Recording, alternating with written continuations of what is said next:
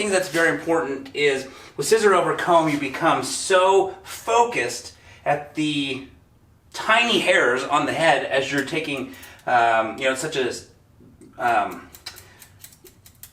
what's the word? It's such a,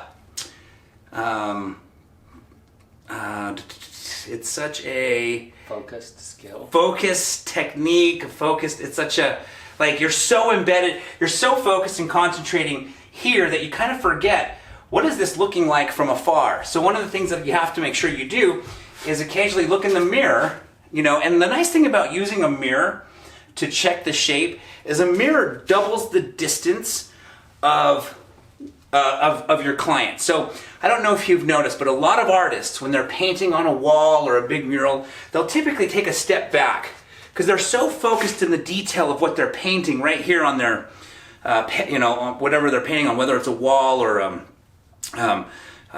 paper, whatever the artist is painting on. Canvas. The canvas, thank you, Trevor.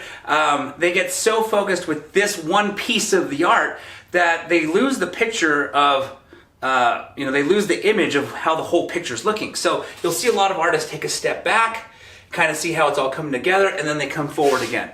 Well, a mirror basically doubles the distance because the reflection of the mirror is, from the client to the mirror, and then of course the mirror back. And so it's a great way to step away without having to step away. So as I'm focused here, I can just look up in the mirror and instantly create that distance of stepping back and then go right back into the shape. Of course, I'm cutting right now at an angle so that the camera can capture this, but if I was not filming this, I would be cutting directly facing the mirror, basically doing the shape towards the mirror so that I can use the mirror to kind of see and step back and how the whole picture is coming together.